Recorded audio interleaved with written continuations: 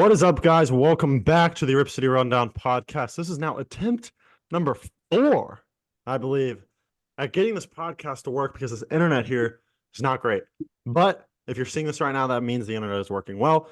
And we are here to talk Blazer basketball. It is December 23rd. We just attended the Trailblazers and Wizards game the other night. A tough 118-117 loss, but we will be discussing that game, our experience at the game. Mode was rocking, I'll tell you that. And then we'll also talk about what we want to see going forward and what we've seen up to this point. If you're new to the podcast, welcome. Go follow our trivia on TikTok at rip.city.rundown, also known as RCR Trivia. That's all we got for the intro. Wes, how are you doing this now afternoon? We started recording in the morning, but it's now the afternoon. It is now the afternoon, and I guess I'm doing fine. The answer, I would say, is fine. This team is clearly a bad team in the NBA, which is okay. I enjoyed the game the other night against the Wizards. I know we didn't win. Tough loss there at the end, but Simons had 41, 22 in the fourth. We can talk about that game, a couple of the games prior to that. Talk about a few things we've been seeing. We can talk about Scoot. We can talk about, Chauncey and his coaching, what we think about all of that. We can talk about what players we think are going to stick on this team long term, what players are not. So that's kind of where I want to go in this podcast. But in terms of how I'm feeling, I would just say fine. Honestly, when I watch the games, I'm still enjoying watching the Blazers play, but I just don't have expectations from a winning standpoint. So I guess I would just say it is what it is. Yep. I'm in the same boat as you, West. It was a fun experience to go to the game, especially after that horrible. I went to the opening night Clippers game, which was a terrible game. So it was good to, even though we lost, have a close game because I told you guys in person how I haven't been to a NBA game where it's been close since like about 2019. So that was fun. It's great to have, first of all, it's just great to have Simons back, just the whole control flow of the team. When he has the ball in his hands and his ability to score, it's beautiful because when he was injured, we still look like rubbish, but yeah, I'm feeling all right now. Happy for Christmas in 2 days. So Yeah, that is fact. So upcoming this week, we got Warriors tonight as we're recording. We've got Sacramento on the 26th. And then we got a little back-to-back against San Antonio. I think that's the first thing we'll start with. We'll start with Anthony Simons because ever since he's come back, he's averaging, I believe, like 27 and 6, something along those lines, shooting the ball pretty well. I believe 45, 38 from three. And this team looks a lot better. We obviously beat the Suns. We obviously lose to the Wizards, but that first quarter was atrocious against the Wizards. But just the offense looks a lot better. And I think that's just something I said preseason when my hot take was Anthony was going to average 28 plus. At the time, that was a hot take because obviously Anthony had never averaged over 23 in a season. But it looks like that's quite actually a possibility this season. What's just something you've seen from Anthony this year? I also think Anthony's performance is even elevated even more now that we've seen that Scoot has struggled the way he has, as expected. So we look at Anthony and we're like, Scoot's been this bad. Anthony looks this much better. he's better. But just what has been kind of the highlight for this past 2 weeks ever since Anthony's come back? How are you feeling watching him He's play? way better than last season. You can just tell that from the eye test from just watching him play. But also, I just have statistics here. Last year, I know it's only been 9 games because he's been injured, small sample size, but he's averaging 6 points more than last year and shooting about 1% better from the field. Is averaging half a more rebounds, 2 more assists, and 0.2 more steals. He is doing better in every single category this season, which is it's beautiful. It's exactly what we wanted to see as he is a huge part of our future in this team. In a way, I view him as kind of the new Damian Lillard, the new veteran-ish growing player, but obviously he's only in his early 20s. So Yeah.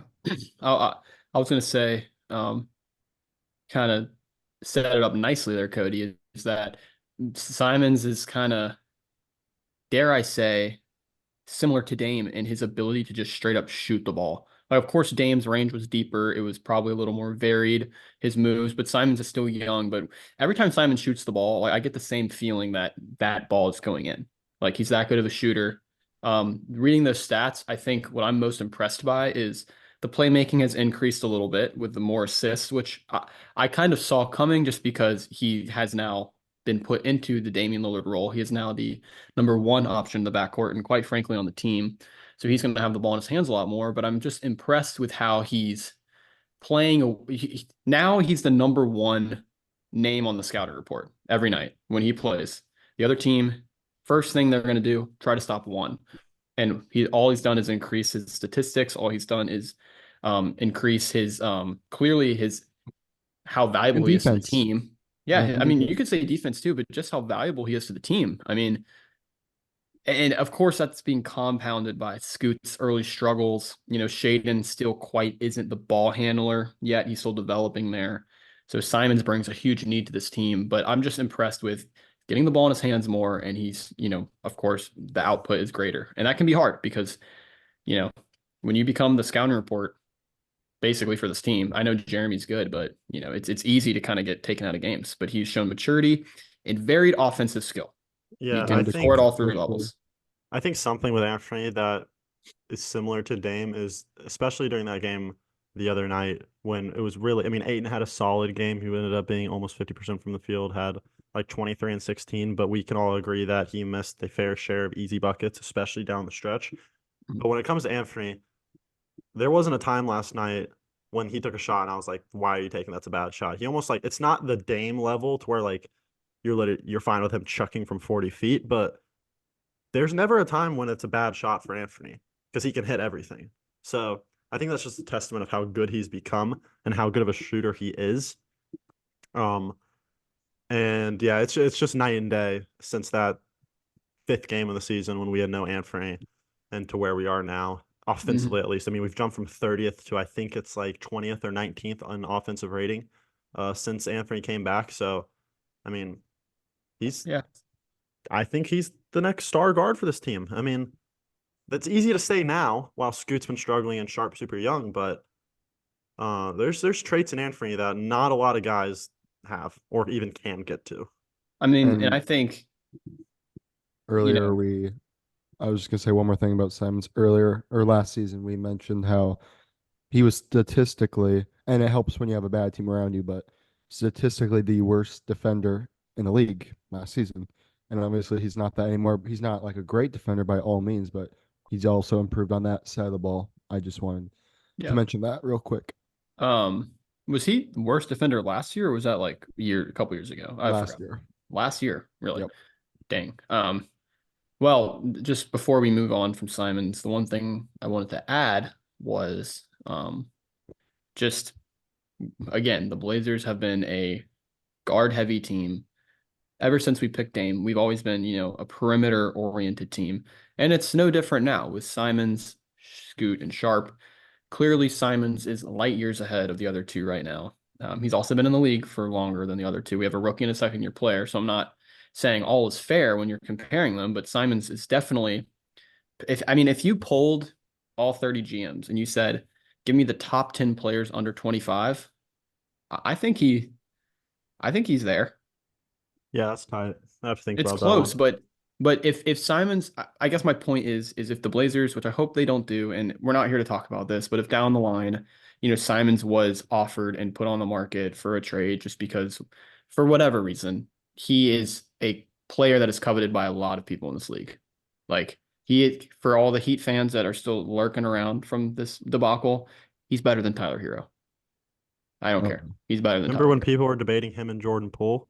Ooh, That's Better than Jordan crazy. Poole. Well, it's just yeah. I think he should better than Jordan Poole. There would be people that disagree. Probably. I don't know. They both get stats on bad teams. yeah, Yep. that is true.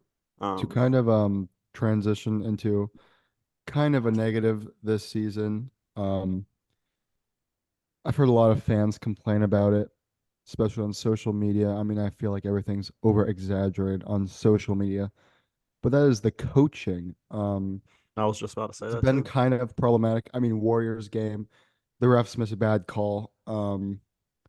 We get the ball with not a lot of time left, get a stop, and we don't call a timeout. We force, there's 5 seconds left, and there's just no timeout called. We have one, and Chauncey doesn't call it. We miss the game winner, lose against the Warriors. Next game, or 2 games later against the Wizards, which we attended to.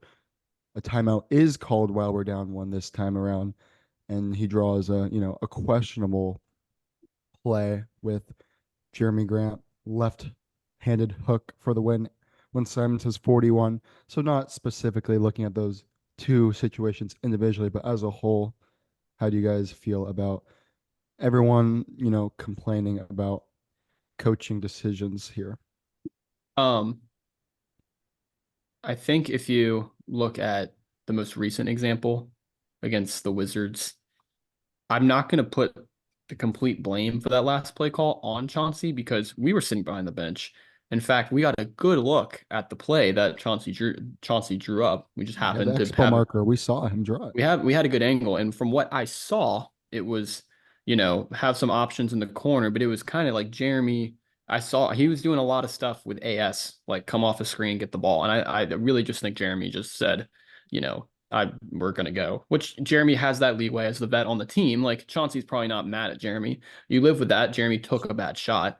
Um, from a holistic view, though, I'm just curious your guys' thoughts on this. When you're a team that is, I'm not going to say we're stealth tanking. We're clearly not tanking, but we're clearly one of the bottom 5 rosters in the league. Do you think? And I'm not saying, I would never say that a team or a coaching staff is trying to lose. Maybe management and the owner and all that wants to lose. We've had our discussions about Jody before. But do you think when your long-term goal is to accumulate draft capital and all this, and losing's always in the back of your mind? Of course, Chauncey is coaching to win the game, but I almost feel like it's kind of hard to maintain that competitive, we're doing anything to win type of edge. And it said, like, just give it to Jeremy. If we make it, we win. If we lose, who cares? Type attitude, Like I almost am saying like Chauncey's not, I don't know, not coaching 100%, but not because he's not a good coach. I don't know what your thoughts are on that. Yeah, I think that's more. I feel like that's something you see a lot near the end of the year. I don't think that's first off in any scenario. It's just hard to believe that anyone's like obviously actively trying to lose or trying Yeah. not to win. I know what you're trying to say. Like it's almost just like that thing in the back of your mind that's like, who really cares if this doesn't go in? Because at the Yeah. end of the day, So, it'll help our yeah. draft stock. It's a team that's worse than us, get more wins. Like in reality, at the end of the year, we'll probably look at this game, and if the Wizards are a game better than us, we'll be like, this was a huge loss. Like that's just reality. But I don't think that's what Chauncey's doing right now. Obviously, no one's doing that. I mean, we felt Moda last night. Like that was a great atmosphere, and a win last night just would have been great for team morale, fan morale. 2 straight wins at home. I think you're definitely always trying to win your home games because you always want to give the crowd something to cheer for. Um, just when it comes to Chauncey, though, he did say something really kind of questionable and interesting in the post-game press conference. He said, he was asked about like why does this team go down early so much? Because we were down 15 at one point in the first quarter. And he said this team has no alphas. That's just going to go out and get it to start the games. And I just want to hear your thoughts on that. Like, obviously, we've had one of the biggest alphas in sports at this time, in Damian Lillard, like one of the best leaders. I don't expect someone to be a Damian Lillard, and I think it's an interesting thing to call out and say no one's an alpha after Anthony just had 41 because he had a pretty good game. Just there's not much context behind that quote. I would just want to hear your thoughts. Like when you hear the word alpha, do you think there's anybody on this team that is that? Not that could be that, because I think Scoot has an alpha mentality. When he's gonna be a good player one day, he will be an alpha. Well, But just what are your thoughts? I'll say, It had Rip City Twitter just on fire last night or 2 nights ago. I'll just briefly say something, and then you can go, Cody. All I'll say is I feel like to even make it to the NBA, you kind of have to have an alpha mentality. So I don't think he's talking about it from that perspective.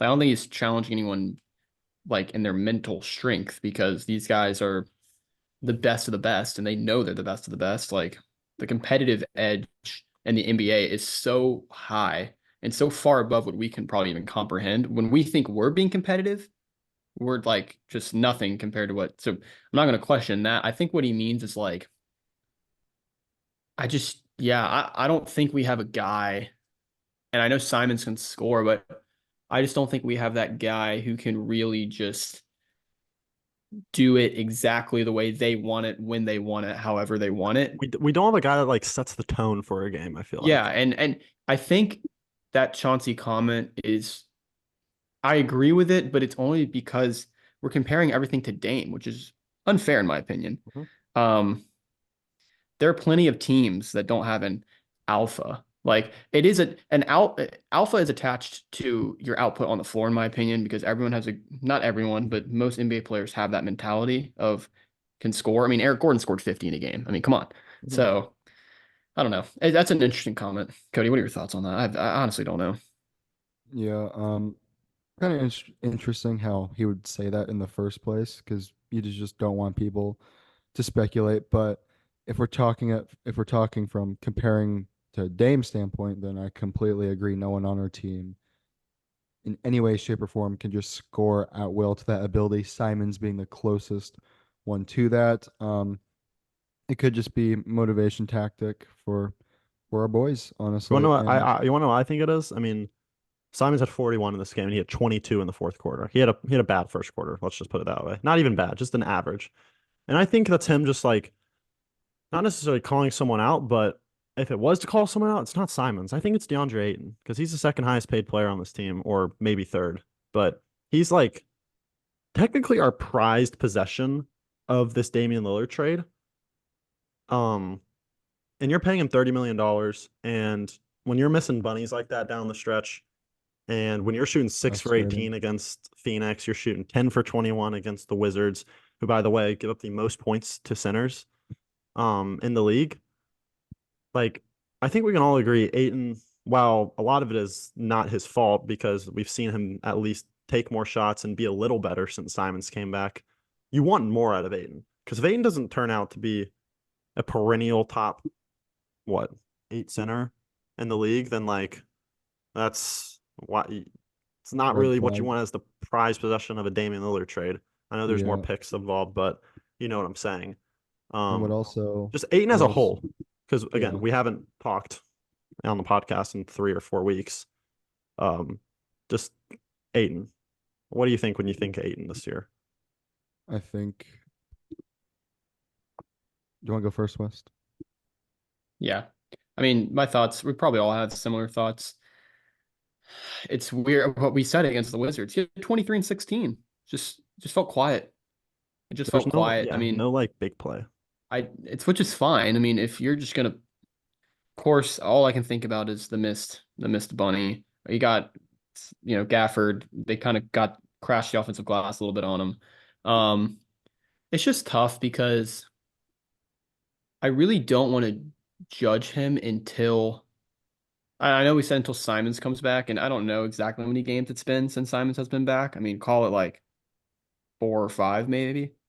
So I just kind of want to get a month under my belt and then check this past month's splits for Aiton with Simons and off because part of why Aiton has struggled offensively is Scoot, and you have first and second year guards who just are adjusting to NBA life. Scoot is literally trying to learn how to play in the league, and Sharp is now trying to learn how to be on a scouting report. So now people are game planning against Sharp. And also, we've talked about this off camera, but Chauncey is, at least when Simons was out, was dabbling with Sharp running pick and rolls to mixed results. Sharp is not a great pick and roll player because he hasn't done it before. So Ayton is the guy who is going to suffer from that the most because he is not really a back to the basket guy. And we've talked about that. Ayton's a guy who, and he did it a lot in Phoenix. You get the ball kind of in the pocket on the pick and roll, and he loves himself a jump shot. He's got good touch. I mean, he's graceful out there. Um, maybe, and I think going back to the alpha comment, he's probably challenging Ayton to be a bit more physical, impose his will a bit more, which I would like to see too, of course. Again, it's tough when you're 7 and 21 or whatever, and you're not going anywhere. That's a tough mindset. So I don't know. I would like to get a couple more months under my belt before I make a call on DA. Yeah. Yep. I agree. I mean, he's still young, has a great build. Um, Comparing to Nurk, I wish we could merge them together, take the best of each of their abilities and merge them together. And if I were to give Aiden a Nurk ability, it would just be just the aggression, strength ish kind of side. of that. But his touch is obviously way better than Nurkic. And not trying to go off topic, but a thing that kind of made me mad about last night was um, no shade to Jeremy Grant, but that last play was obviously run through him. I'm pretty sure it was, his attention, his plan to get the ball. And it's just like, first of all, if it's a playoff game, I don't think that play call is made, first of all. And second of all, we should be feeding our young guys in the clutch, in my opinion.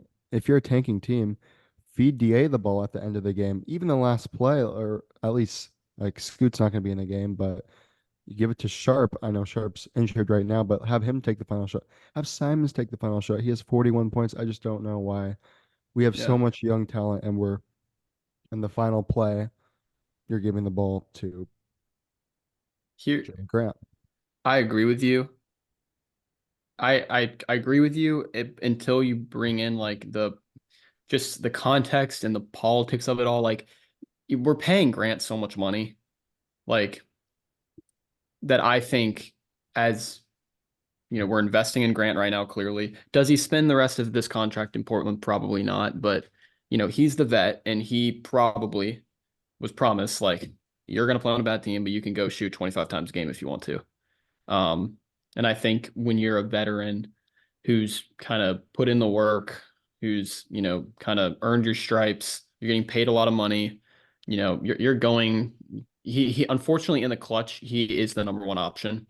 Now that doesn't mean that against the Wizards he should have been. But I understand why we go to him just because like we're just gonna pay 150 mil just for him to stand in the corner.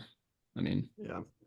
You forget about all the things behind the scenes. I mean, yeah, Brogdon and Jeremy have probably been told, like, yeah, take as many shots as you want because yeah, like we need someone to take shots. But yeah. final thing before we wrap here, we'll keep it short and sweet. Just going to the game, the atmosphere. Let's just what Great. was something you liked about the game last time? I mean, we were close. Ish Wainwright was pretty entertaining on the bench. Shane Sharp, I swore, just like gave me a cold death stare, like 10 seconds long, multiple times. Like he just has no life in those eyes sometimes. Um, honestly, it wasn't my favorite part because it sucked in the time that we were doing it, but 10 minutes before tip, I mean, the lines were long out there. Like That was a lot of good people. crowd. Good crowd. Yeah. It was cold, big crowds. We got in there. From what I could tell, there's still passion and there's still energy among Rip City. And, when I was like, I made the funny comment before going to the game when we were just talking, and I was like, there's probably not going to be a lot of people here. And y'all were quick to say, we're still top 10 in attendance. And that's crazy when you're not a good team. So Yeah. I just appreciated the energy in the building, honestly. Even if Yeah. it's against a 4-team Wizards or 4-win Wizards team. And, we Right. got defense, going on late in the game. So I was sick.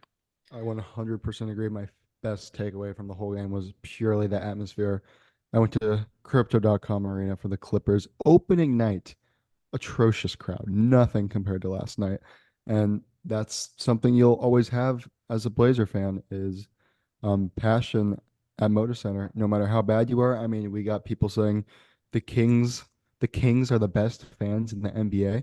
Sure, they might be today, but were they 10 years ago when they sucked? 5 years ago when they sucked? Absolutely not. But when the Blazers suck, the fans will always be there, no matter what, unless it's the game True. last year I went to where it was 8 inches of snow in Portland. So Well, that's fair. Last thing, Cody, rank the Dippin' Dots 1 to 10. rank the Dippin' Dots. The So I'm rainbow gonna ice put was poor. Cookies and Cream is gonna easily grab the number one spot, followed by Banana Split, and then taking the uh, back of the whatever is the what's it called, Rainbow Sherbet. Rainbow ice. Is there a fourth? I think there might be There a is a fourth. fourth, but I don't know what it is. Isn't Rainbow Sherbet a Mario Kart track? Oh, that's embarrassing. No. Okay. But yeah, that was my favorite takeaway. The Blazers atmosphere. And I hope it always stay like that. And that is why we should theoretically never move as a team. Hopefully. Yeah. And that's why we should feel a good team in the future. But yeah, I mean, Aiden's been getting better. Simons has been great. Sharp has been good. Scoot has been meh. But hopefully in our next podcast, who knows when it will be, probably 2 weeks, 3 weeks from now, we'll have another check-in. Let us know below in the comments how you're feeling about the Blazers right now through This is probably now a third through the season. And we'll catch you guys next time. Peace out.